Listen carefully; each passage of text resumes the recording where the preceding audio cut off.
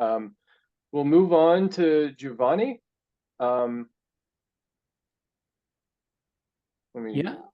So Giovanni will give us some updates about CNSP, what he's been doing over the last year or so, what we've been doing, and then he'll introduce his visiting student, Giorgio, who will give us an update on the project. So Giovanni, please take over.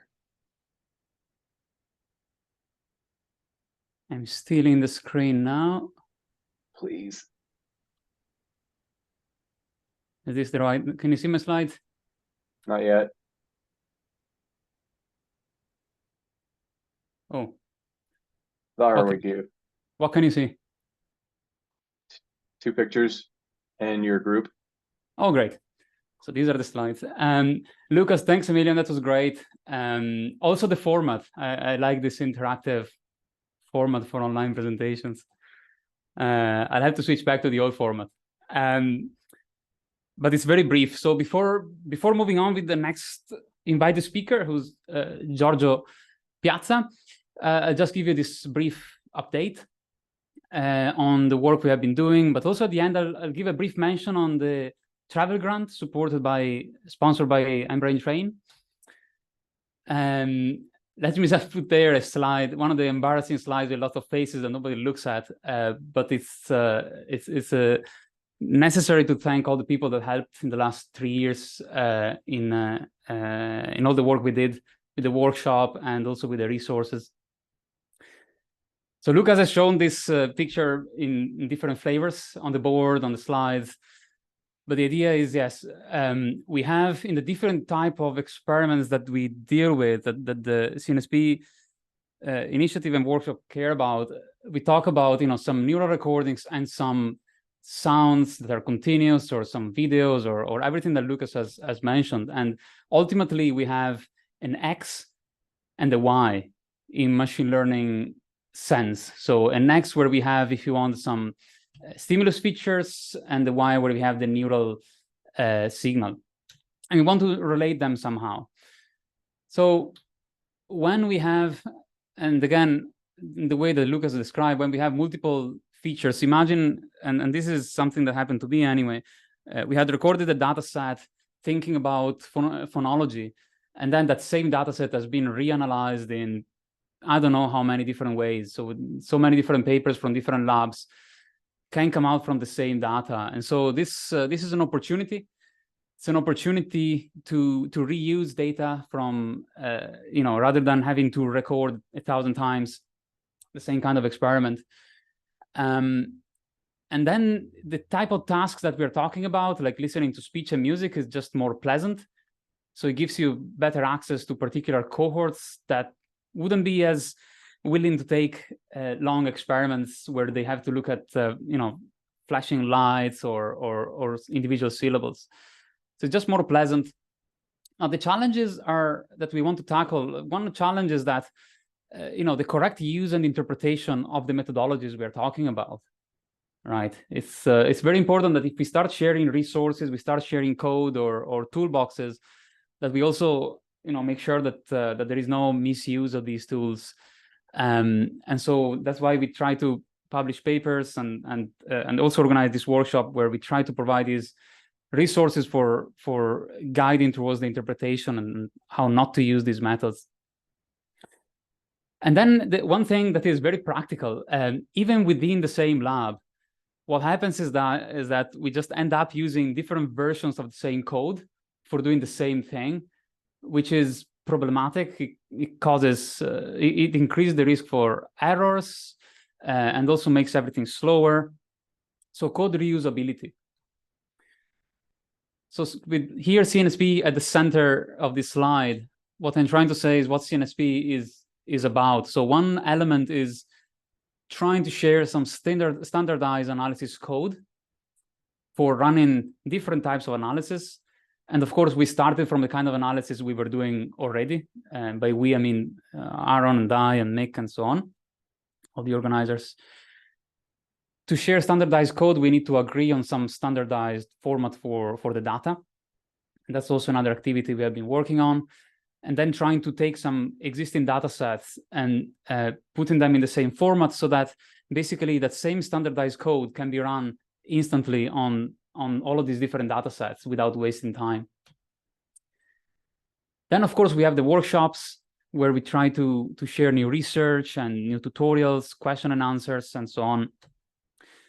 And finally, we see this as an opportunity for, creating a community, for networking, for connecting people that are more on the methodological side, and instead other scientists that are more, they have maybe less confidence on the methods, and they want to connect with someone that has that expertise on doing more applied research.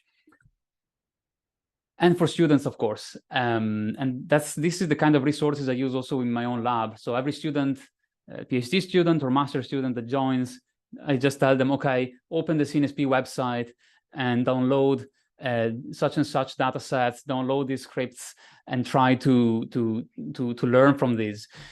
We have these new sections that we didn't have last year on lectures and tutorials from the various editions of the workshop. So you find the 2023 here as well. It is not just a repetition every year, right? So for example, last year we covered CCA, we won't cover it this year. So we don't need to repeat things that we have seen already, so that we leave space for new things. So check out those things. So what's new? So the first thing that is new this year is the CND format, so the continuous event neural data format. It's a data structure that we proposed for storing neural data that is specific to continuous sensory tasks like listening to speech. So it was, as I said, it was a necessity because if we want to share standardized code, we had to find a way to agree on some standardized data format. And the idea is that if you save your data in this way, then you can run these scripts that we're sharing directly. And then it also enables the design of graphical user interfaces and that sort of stuff. So CND, this data format, is somewhat after the raw data. So it's not your raw data. It's minimally pre-processed in a way that your stimulus features and your EEG are aligned and they're with the same sampling rate. And so you can run TRFs and CCA or inter-subject correlation more rapidly. And so you have access in this case to CNSP scripts, but also we connected this year, we connected this format with the work from Christian Brodbeck and Jonathan Simon and Nima's lab on these toolboxes that they designed. So you can load CND data files from their toolboxes now, and you can easily transition between bits and CND. They are connected, and we included all the functions for doing so. But in reality, this is not something complicated. It's just basically a guidance in terms of what is the folder structure you should use, where should you put the code, where should you put the tutorials, the code, for example, where should you put the data sets, how should you call the file names. If you follow these instructions, then basically it's just much easier to run the code we share.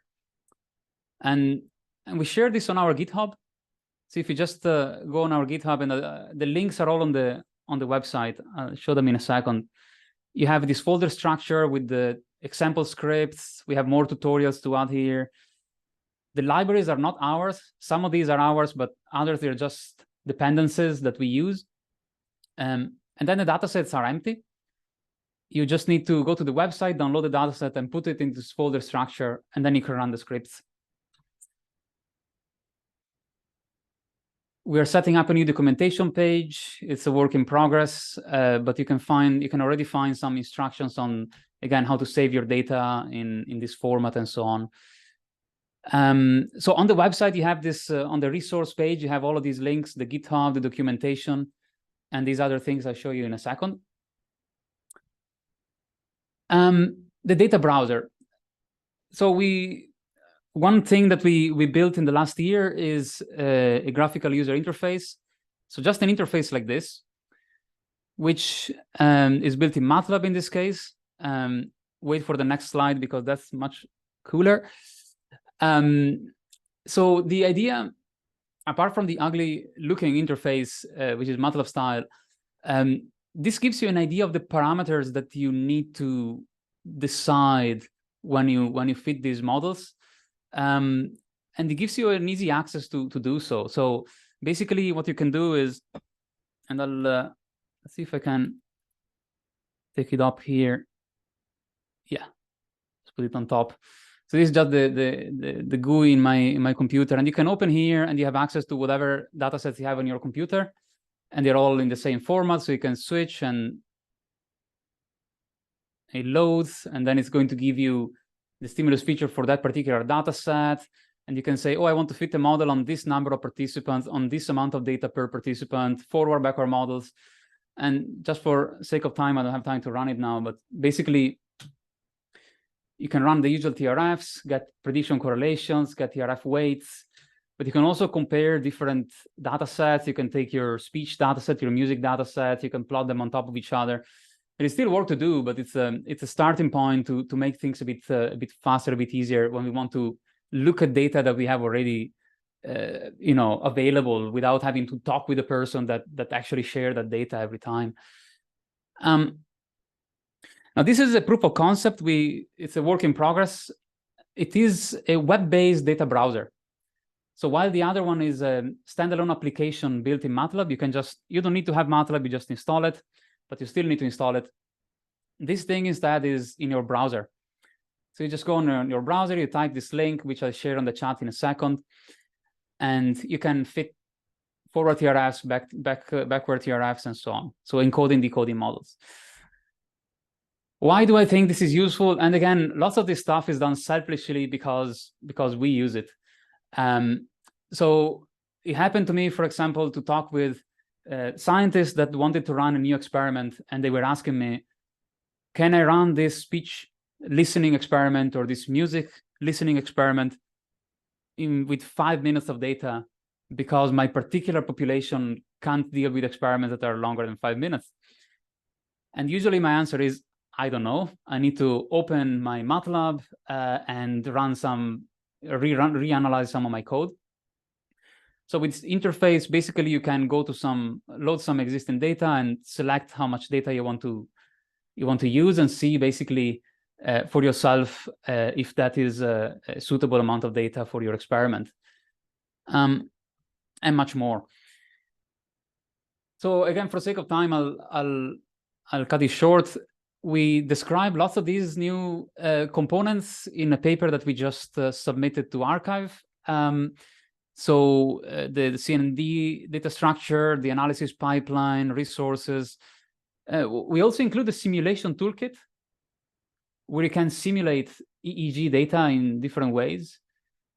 And I encourage using that because simulating data can be really, really useful, especially when your hypotheses are not that clear. It's not clear what you would get from a TRF analysis. So maybe before actually running an experiment, it can be quick and useful to use these functions. Okay. So just to conclude, the call for a project proposal. So mBrain Train, which is one of the most interesting producers of portable EEG systems. They have been supporting us with the scholarship last year and also this year. It's 1,500 euro. So what we encourage you to do is to propose a project, and to write this proposal in 500 words. You can decide to say, okay, I want to visit Giovanni's lab in Dublin, or I want to visit Aaron's lab in Rochester, or Secocia, or Nottingham Trent, or Economy Superior. You can visit any of these institutions in the list that are related to the organizers, or you can propose some other visit to someone else, as long as it makes sense with CNSP. So as long as it has something to do with, the resources that we share, or something related to that, or anyway, something that has an open science mindset. So whatever data you deal with, we would encourage you to share it. The call for proposal is on the website. You can find it here on the workshops page. Okay, that's all from me. So, right on time. I'm a bit late, sorry.